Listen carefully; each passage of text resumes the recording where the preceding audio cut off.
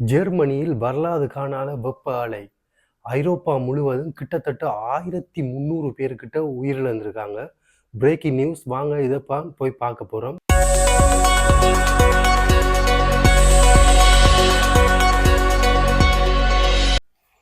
வணக்கம் நண்பர்களே, பவி தமிழ் நியூஸுக்கு உங்களை அன்புடன் வரவேற்கிறேன். ஜெர்மனியில் மட்டுமன்றல, யூரோப்பா முழுவதும் அதிக வெப்பம் காரணமாக நிறைய மக்கள் உயிரிழந்திருக்கிறாங்க.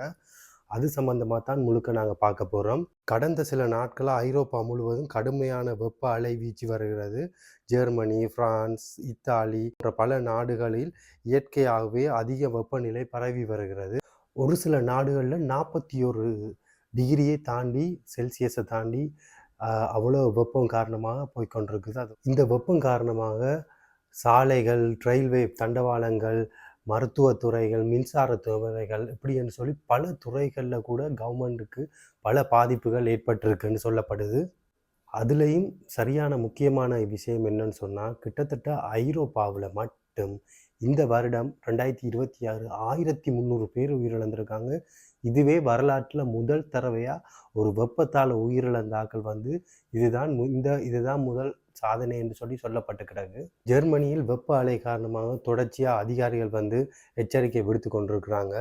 ஜெர்மனியில் தேசிய பொது சுகாதார ஆய்வு நிறுவனம் இதை வெளியிட்டிருக்குது. ஜூன் மாதம் 21ஆம் தேதி வரைக்கும் 800 பேர் உயிரிழந்திருக்கிறாங்க. இதில் பெரும்பான்மை ஆக்கள் கூடுதலாக பார்த்தீங்கன்னு சொன்னால் 80 வயதுக்கு கூடிய ஆக்கள் தான் அதிக அளவில் உயிரிழந்திருக்காங்க. ஆனால் அது மட்டும்தான் இல்லை, 65 வயது சிறு குழந்தைகளும் இறந்திருக்கிறாங்க. ஆனால் 80 வயசை தாண்டின ஆக்கள் கூடுதலாக வருத்தங்கள் இருக்கிற ஆக்கள் அவங்களுக்கு இது கூடுதலாக தாக்கப்பட்டு உடனடியாக உயிரிழந்திருக்காங்கன்னு சொல்லுது. அதுவும் 800 பேர் என்று சொல்கிறது குறிப்பிட்ட ஒரு தொகைக்குள்ளே, அதாவது பார்க்க போனீங்கன்னு சொன்னால் இந்த ஒரு ஜூன் மாதத்துக்குள்ளே இடப்பட்ட காலத்துக்குள்ள மட்டும் 800 பேர் இறந்திருக்காங்க. ஆனால் அதுவும் சரியான அக்யூரேட்டான முடிவில்லை. இன்னும் இறந்தாக்கள் கூடுதலாக இருக்கிறாங்க. இதுவரைக்கும் இவ்வளவுதான் பதிவில் போட்டிருக்காங்க. சுகாதார அதிகாரிகள் இதுக்கு ஒரு விழிப்புணர்வுக்காக ஒரு இதை சொல்லியிருக்கிறாங்க. வயதானாக்களை கவனமாக இருக்க சொல்லியும், அதே குழந்தைகளையும் கவனமாக இருக்க சொல்லியும், வருத்தம் இருக்கிறாக்களையும் கவனமாக இருக்க சொல்லியிருக்கிறாங்க. தனியாக வெளியில் போகிறதோ இல்லாட்டி ஏதாச்சும் ஒரு விஷயத்துக்கு தனியாக போகிறதோ அதை தவிர்த்து கொள்ள சொல்லியிருக்கிறாங்க. அதே சமயம் பார்க்குறீங்கன்னா அதிக அளவு தண்ணி குடிக்க சொல்லியிருக்காங்க. நீங்கள் எங்கே வெளியில் போனாலும் தண்ணியை எடுத்துக்கொண்டு போக சொல்லியிருக்கிறாங்க. அந்த அளவுக்கான ஒரு பாதுகாப்பான ஒரு எச்சரிக்கைக்காக ஒரு நியூஸை அவங்க வெளியிட்டிருக்கிறாங்க. இப்போ எங்களுக்கு விளங்கி இருக்கும் காலநிலை என்பது எதிர்கால பிரச்சனை மட்டும் இல்லை, இப்போதே எங்களோட கண் முன்னாக காட்டி நாங்கள் இதை பார்த்துருக்கிறோம். கிட்டத்தட்ட ஐரோப்பா முழுவதும் ஒரு வருஷத்துக்கு 1,75,000 பேர் வெப்பத்தால் உயிரிழந்திருக்கிறாங்களாம். அதுவும் ஒரு வருஷத்துக்கு. இது நீங்கள் வெப்பத்தால் என்றால் டிரெக்டாக வர்ற சூரிய ஒளி இல்லாட்டி அதில் வர்ற வெப்பத்தால் மட்டும்தான் உயிரிழந்திருக்காங்களா? இல்லை, அதுதான் மெயின் காரணம்.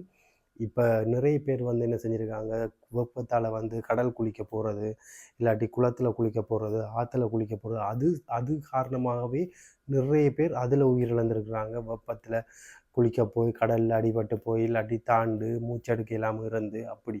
சில பேர் பஸ்ஸுகள், ட்ரெயினுகளில் ஒவ்வொரு நெரிசடிக்கில் போய் அந்த வயது போன ஆக்கள், வருத்தங்களோட போகிற ஆக்கள் சுவாசிக்க முடியாமல் இப்படியான பிரச்சனைகளில் உள்ளாகித்தான் நிறைய பேர் அதிலையும் இறந்திருக்காங்க. இது எல்லாத்தையும் ஒட்டுமொத்தமாக அவங்க வெப்பத்தால் இறந்த ஆக்கள்னு சொல்லித்தான் கணக்கில் போட்டிருக்கிறாங்க. கிட்டத்தட்ட 1,75,000 பேர் ஒரு வருஷத்துக்கு இறக்குறாங்களாம்னு சொல்லி போட்டிருக்கு. அதுலேயும் இந்த வருஷம்தான் அதிகளவான தொகை ஐரோப்பா முழுவதும் பதிவாகி இருக்குது. உங்களுக்கு இந்த சேனல் பிடிச்சிருக்குன்னு சொன்னால் லைக் பண்ணி ஷேர் பண்ணுங்கள். உங்களுக்கு வருங்காலத்தில் வர்ற புது அப்டேட்டுகளை நான் அப்டேட் பண்ணி கொண்டிருப்பேன். நன்றி, வணக்கம்.